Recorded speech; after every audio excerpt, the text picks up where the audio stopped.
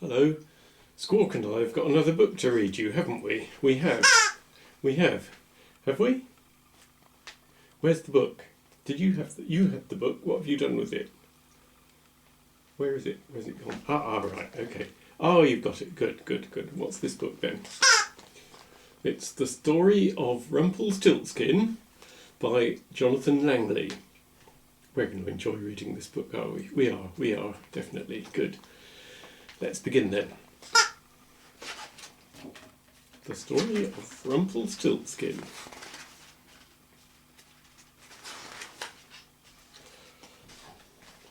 Once upon a time... What do you want? What? You want me to go slowly? Why is that then? Oh, yes, good idea. Squawk's had an idea. He thinks that if I read the first page slowly and have the words on the screen, that some of you might read the words along with me just for the first page. Can we do that? We can. Yeah, that's a good idea, isn't it? Yeah, that is. We'll all read it together then. Are we ready? Here we go.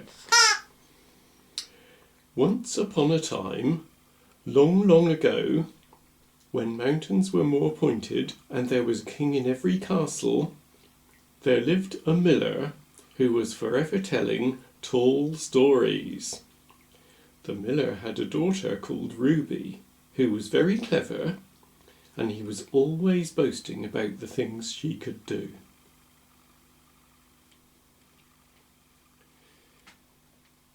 I hope some of you managed to follow the words with me there. I'm going to carry on with the story in the book now. Let's see how it goes. Once he boasted that his daughter sang so beautifully that the birds came out at night and flew around the moon. Another time, he said, his daughter could juggle 4 hedgehogs with one hand and make a dozen fruitcakes with the other.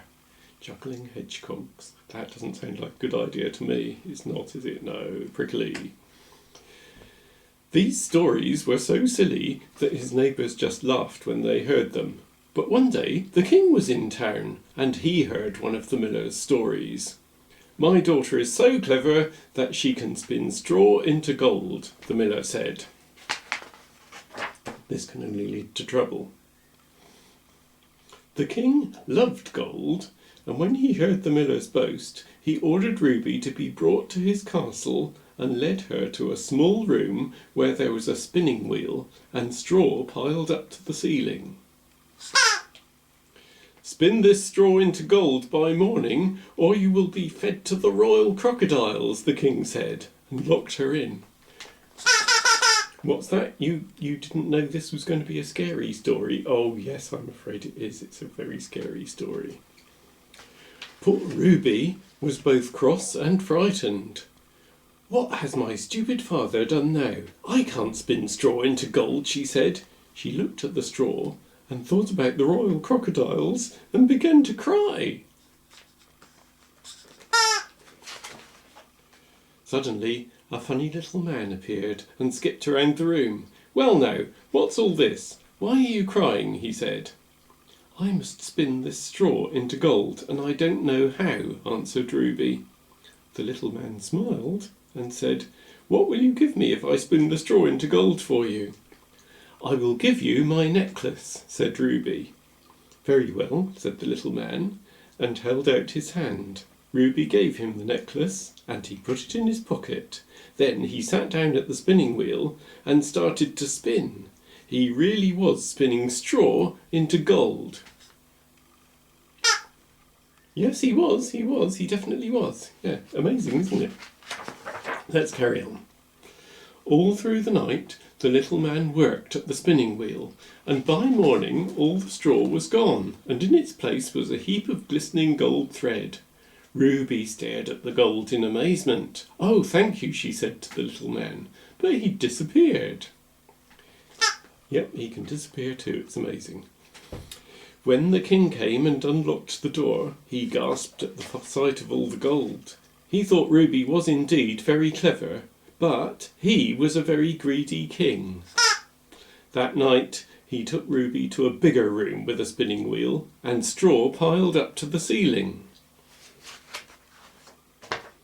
"Spin this straw into gold by morning, or you will be fed to the royal crocodiles," the king said, and again he locked her in. Yes, it's crocodiles again. Yeah, look out. Ruby sat at the spinning wheel and tried to spin the straw, but all she made was dust. "Oh, if only that little man could help me," she cried. "Here I am," said a voice. And there he was again. "What will you give me if I spin all this straw into gold for you?" said the funny little man. "I will give you my ring," said Ruby, and quickly put it in his hand. He smiled and sat down at the spinning wheel. Again the little man worked busily all night, and in the morning, when all the straw was gone and in its place was a bigger heap of glistening gold, he disappeared. At sunrise the king came and unlocked the door. He was delighted to see all the gold. "You are indeed very, very clever," he said. But he was a very, very greedy king, and he wanted even more. Well, that night he took Ruby to an even bigger room with a spinning wheel and straw piled up to the ceiling. "Spin this straw into gold by morning, or you will be fed to the royal crocodiles," the king said. Yes, crocodiles again. And once again he locked her in. Ruby looked at the mountain of straw and said, "Oh, what am I to do? Only that little man can help me now." "Here I am," said a voice. And once again there he was. "What will you give me if I spin all this straw into gold for you?" said the funny little man. "I have nothing more to give you," said Ruby. "Then promise to give me your first baby when you are queen," said the little man. Ruby thought this could never happen, so she promised. Once again the little man worked all night at the spinning wheel until all the straw was gone, and in its place was a huge heap of glistening gold. Then, as before, he disappeared. It's good, isn't it? It's a good story, yes. Let's see what happens next. Once more the king came and unlocked the door. He was overjoyed to see all the gold. "You are the cleverest in all my kingdom," he said. "Marry me, and we will be rich forever." Ruby was a bit shocked, but since there was no more talk of crocodiles, she said yes. Soon there was a grand royal wedding, and Ruby and the king were married. They were very happy together, and when their first baby was born they were even happier. But Queen Ruby forgot her promise to the little man. Oh dear. One day he came when Queen Ruby was alone and reminded her. She cried and cried until at last the little man said, "If you can guess my name in 3 days, you can keep your child." Then he disappeared. All day and night Ruby sat thinking of all the names she knew, and she sent messengers all over the kingdom to find new ones. Next day, when the little man came, Queen Ruby said, "Is it Thomas? Kevin? Or Michael?" "No, no, no," said the little man and skipped away. The next day, Queen Ruby tried more unusual names. "Is it Bandylegs, Jellybottom, or Crookshanks?" "No, no, no," said the little man, skipping away. "If you can't guess my name tomorrow, I will take the baby." Oh dear, what's going to happen? On the morning of the 3rd day, Queen Ruby was feeling very unhappy when a messenger returned and said, "Yesterday I was in the great dark wood when I came upon a funny little house.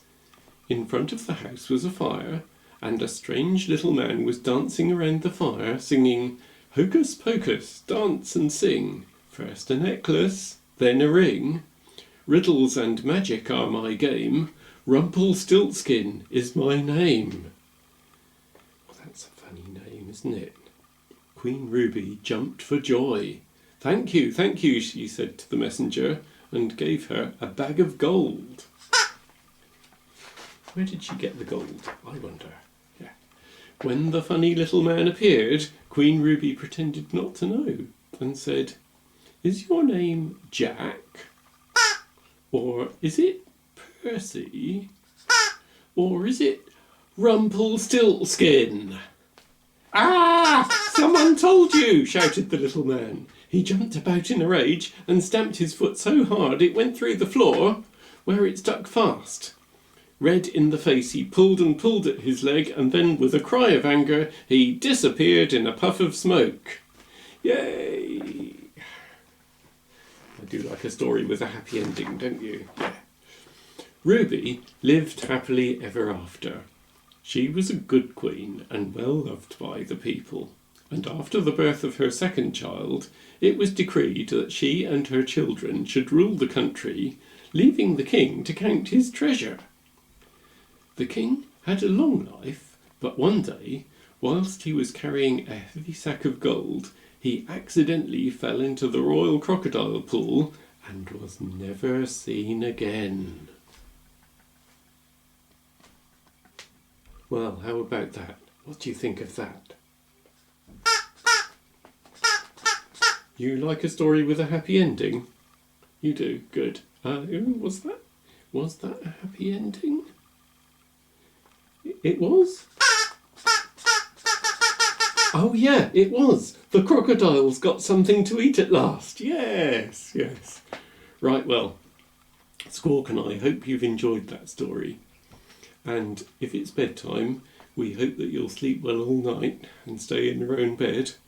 And if it's not bedtime, be good for the rest of the day, won't you? Thanks.